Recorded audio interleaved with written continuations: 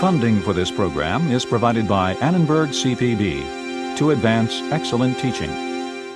The Roman Empire withstood war and the madness of its rulers until the stamp of Romana estar estampada na Europa e no mundo mediterrâneo. Entre os afetados estavam os judeus, e através dos judeus, uma nova heresia espalhou-se, que transformaria o Oeste. Os primórdios do cristianismo, neste episódio de A Tradição Ocidental.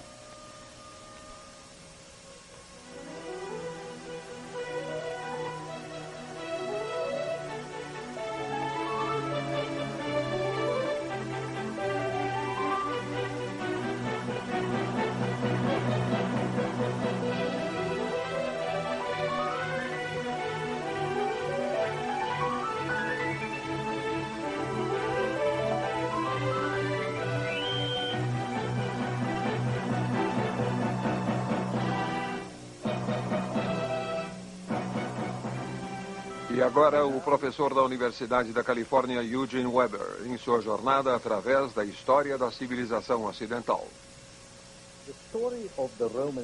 A história do Império Romano pode ser contada de maneira simples.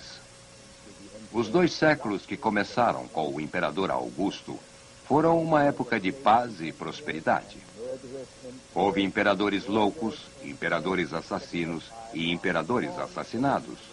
Mas o império continuou. O Mediterrâneo estava cheio de navios, as estradas eram seguras, as fronteiras bem guardadas. A civilização greco-romana parecia tão estável que foi tida como uma estrutura definitiva do mundo. A história não era mais um processo, mas um relatório de como a civilização tornou-se tão estável e perfeita. E a política não falava sobre como tudo deveria ser, mas sobre como tudo deveria ser mantido como estava.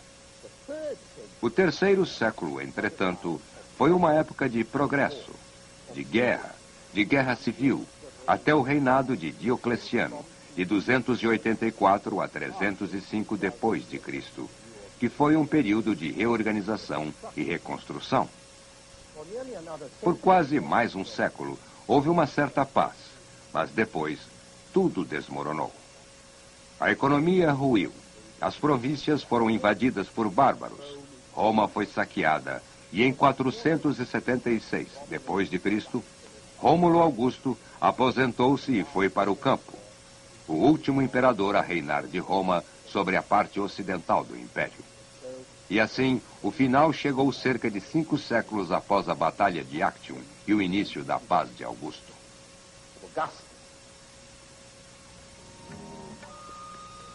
Foi uma época inacreditável.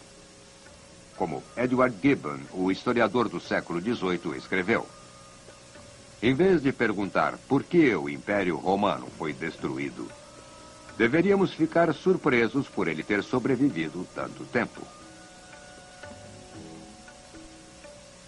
O ponto decisivo veio não no século V, mas bem antes, nos séculos II e III, quando Roma percebeu que era mortal e quando a confiança calma de uma época anterior tornou-se algo mais ansioso, mais inquieto, cada vez mais decadente.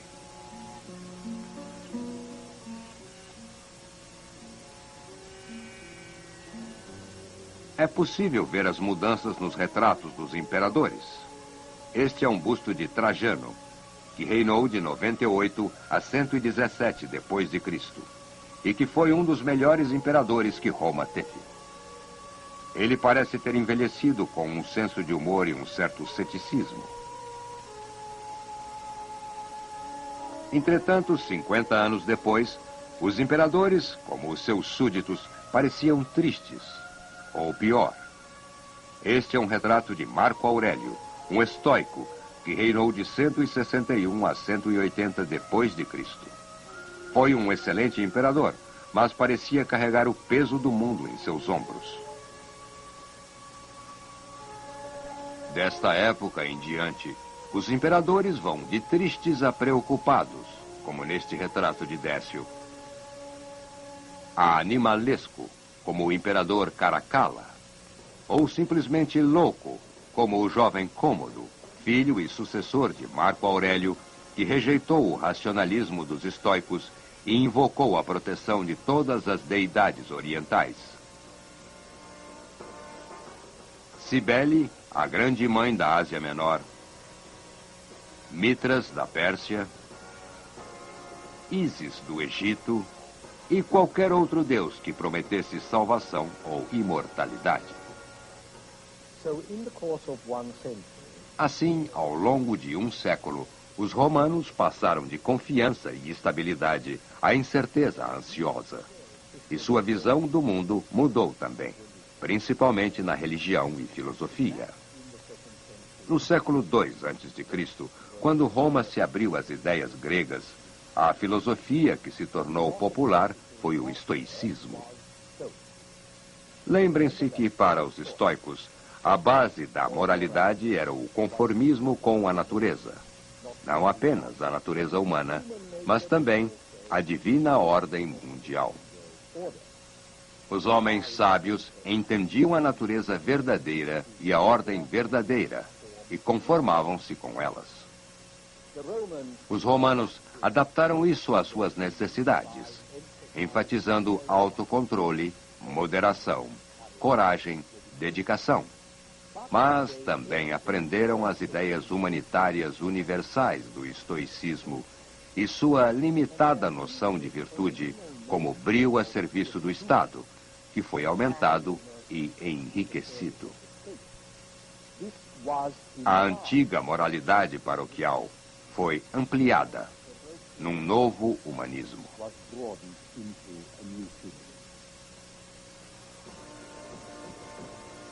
Homens como Cícero tentaram aplicar o humanismo a problemas práticos da vida política e social.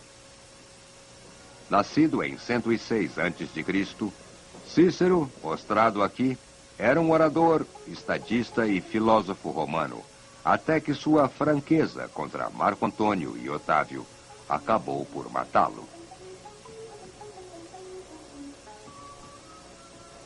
Foi em nome de uma filosofia mais humana que o estoico Sêneca tornou-se tutor e depois conselheiro do jovem imperador Nero, até Nero acusá-lo de conspiração e ordená-lo a tirar a própria vida. E foi a filosofia estoica que ajudou a justificar o nobre como Augusto, um primeiro cidadão que seria o sábio e virtuoso protetor do Estado. Os estoicos transformaram a noção platônica de um rei filósofo na ideia de que todos os homens eram iguais em essência, mas não em habilidade ou virtude. Havia algumas almas superiores, como Augusto, que atingira a luz e o conhecimento, e somente estes poderiam conceber e executar o que fosse bom. E muitas das reformas de Augusto refletiram essa concepção do homem excepcional, um homem com uma missão, que decidiu restabelecer e assegurar o equilíbrio e a harmonia de um mundo ameaçado por excessos e corrupções. Assim, os esforços de Augusto para restaurar as antigas virtudes morais, reafirmar o casamento tradicional, restabelecer antigas práticas religiosas e rituais religiosos da antiga Roma. Este é um templo numa paisagem sagrada. Treinar e afiar elite governante, baseado no humanismo greco-romano, cujos valores ainda seriam ensinados nas escolas dos séculos XIX e XX. Mas esta restauração augustiniana, que durou muito tempo, provou ser precária, pois dependia de indivíduos excepcionais para realizar uma tarefa imensa e hercúlea, o governo de um império. E estes indivíduos excepcionais nem sempre estavam disponíveis. A restauração foi fraca também, pois a cultura era oferecida, ou melhor, imposta às classes mais baixas, e isto causava atrito com a brutalidade e irracionalidade comum nestas classes. E a racionalidade também não era muito confortável nas classes mais altas. Assim, quando os tempos difíceis chegaram, foi algo bem mais fácil de ser descartado. Augusto tentou introduzir uma filosofia elitista ascética, boa para os mais brilhantes e melhores. Foi dito a estes homens que o serviço público era seu dever e que o poder deveria ser exercido sempre para o bem e com moderação. Mas os rituais religiosos eram comerciais demais, frios demais para épocas quentes, e a filosofia era exigente demais para pessoas normais. Assim, quando a segurança desabou e a economia ruiu, perigo e morte estavam mais em suas mentes e sua arte. O estoicismo foi substituído por novas ideias e novas aspirações.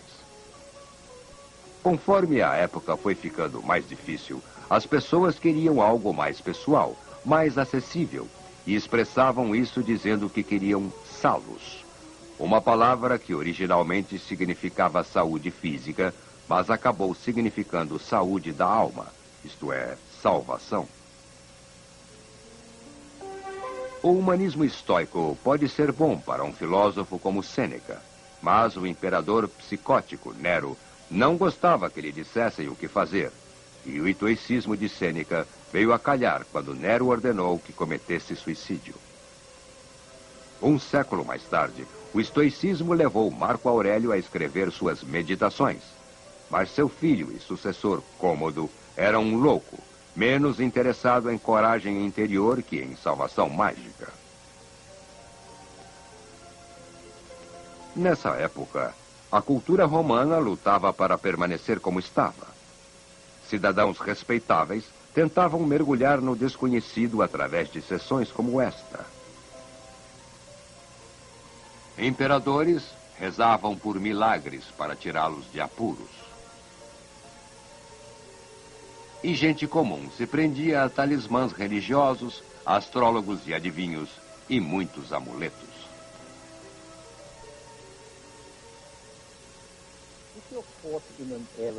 Se você está no meio de um ataque aéreo e as bombas estão caindo, sabe que virtude ou sabedoria ou força não fazem diferença.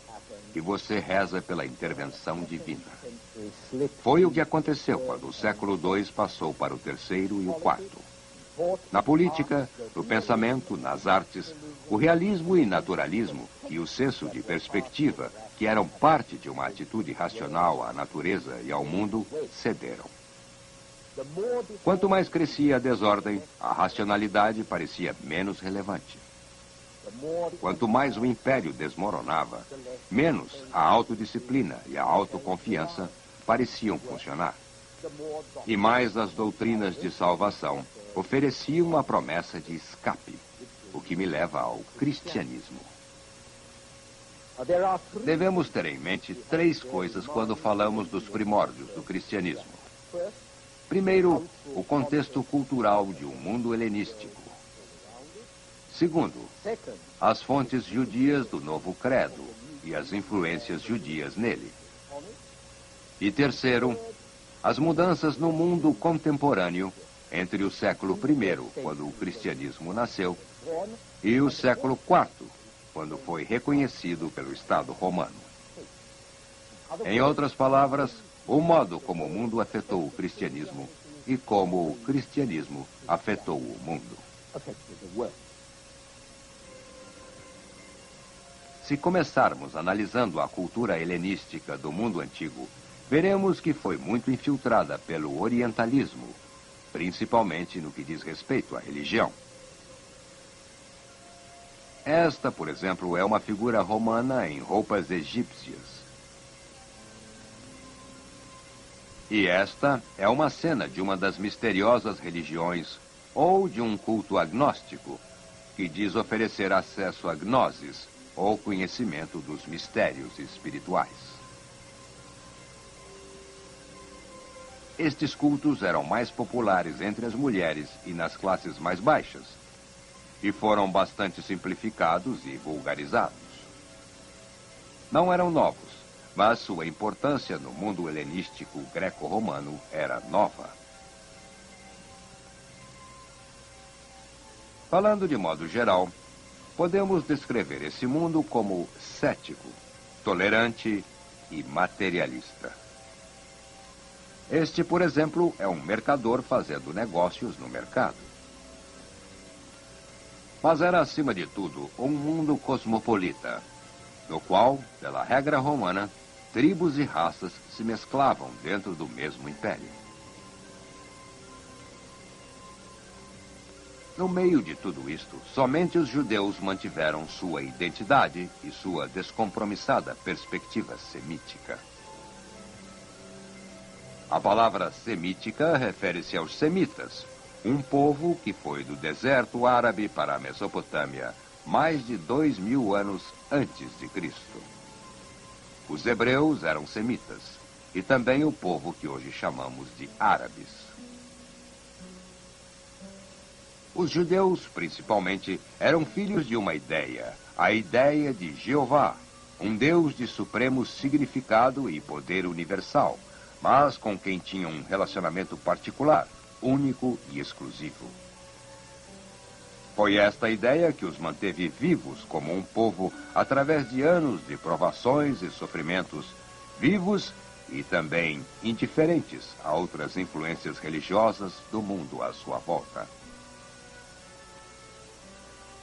Embora as influências helenísticas tenham afetado os judeus como afetaram todos os outros, primeiro foram afetados de maneira contrária, fazendo-os resistir à assimilação, motivando seu nacionalismo e forçando-os a reconsiderar e modificar suas atitudes religiosas e sua ética.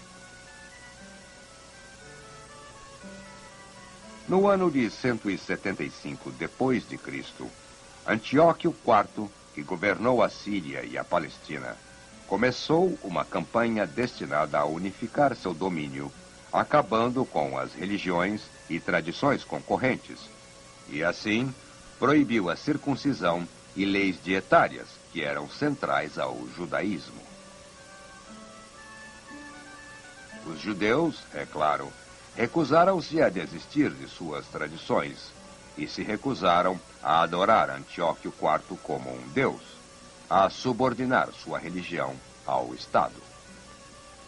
O atrito ficou pior até finalmente explodir na sangrenta revolta dos Macabeus, de 164 a.C., tão sangrenta e assassina que mesmo hoje a gíria em francês para cadáver é Macabé. Estas são moedas cunhadas pelos novos líderes macabeus. Como sempre acontece, os resultados da revolta foram bem além dos assuntos práticos que a fizeram iniciar. E neste caso, o resultado principal foi que, em resistindo, a religião judia sobreviveu como uma crença distinta e bem autoconsciente.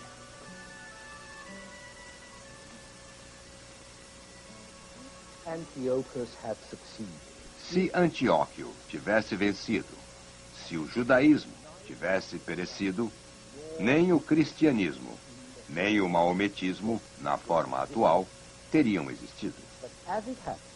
Mas as perseguições e as lutas produziram o renascimento do judaísmo, parte como manifestação nacionalista e parte como busca de um consolo. A guerra era um inferno, a vida também. Então, Jews started to think of heaven. They took over ideas of immortality from the Gnostics, and they did this partly to encourage themselves and their friends not to bow to Antiochus and to the Syrian gods. Look at it this way. If you had to choose between sticking to Jehovah and being burnt, or worshipping a barbarian god like Baal and staying alive, you could take comfort and fortitude from the fact that if you were burnt, you would be rewarded afterwards in eternity, which is a long time. On the other hand, if you broke your compact with Jehovah, life was short, and you would be very sorry afterwards. The Hellenistic influence, which was rejected by the Jews when he tried a frontal attack, was, however, going to affect Jewish thought in more subtle ways through the ethical developments of Pharisaic philosophy. The Pharisees were a religious sect given to piety, earnest prayer, strict observance of Jewish law, but also to interpreting the law of Moses in the context of changing situations. Jewish observance in general centered increasingly on reading the law and the scriptures in the synagogue, discussing them, interpreting them. This was a habit which led people to think for themselves and to listen to others around them who were developing notions to be found less in the scriptures than in current thought. Belief in an immortal soul, in angelic spirits, in personal resurrection, in free will reconciled with predestination. So with one ear to Hellenistic culture and another to their inner voice, the Pharisees were going to evolve most of the socially significant ideas which have since come down to us in the New Testament. The Sermon on the Mount is a perfect reflection of early Pharisaic doctrine. For those of you who know it, here is a passage that may sound familiar. Love ye one another from the heart, and if a man sin against thee, speak peaceably to him, and in thy soul hold no guile. And if he repent and confess, forgive him. But if he deny it, do not get into a passion with him, lest catching the poison with thee, he take to swearing, and so sin doubly. And if he be shameless and persist in wrongdoing, even so forgive him from the heart, and leave to God the avenging. This passage was written by Jews over a century before the birth of Christ. It comes from the Testament of the 12 Patriarchs, which was written between 109 and 107 BC, and which later proved extremely popular with St. Paul, and was probably known to Christ as well. Now, obviously, we cannot understand Christianity unless we realize that it was the product of this long development and interaction of thought and religion within and upon the Jewish people. Jesus, after all, was a Jew and probably a rabbi who followed Jewish law. And Christianity was first preached by Jews to Jews as a sort of reformed Judaism. Jesus won a considerable following among Jews, especially among the poor, until his success provoked the hostility of the Jewish establishment, which did not find it difficult to convince the Roman governor that Jesus was a dangerous radical. So the Romans put him to death in Jerusalem, probably in 30 AD. But it's important to realize that from the first, Christianity claimed to be not a break from, but the continuation and the fulfillment of the great history of the Old Testament, which promised a Messiah, a Redeemer, who would make Israel and the Jewish people triumph over their enemies. The Christians inherited a lot of things from the Jews, including the Semitic sense of world worthlessness and the conflict between body and spirit.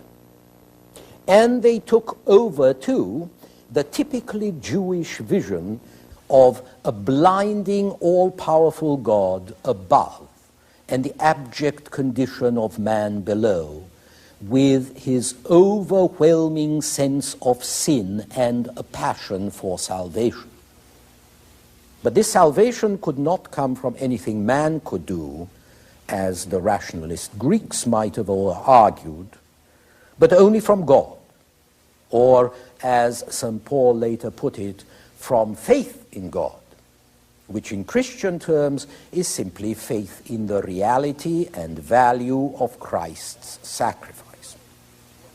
However, there is one thing to remember about all this. At the beginning, in order to be a Christian, you had to be a Jew.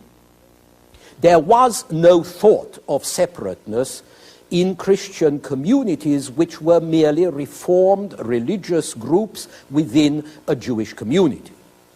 We shall see how this changed and why in our next program.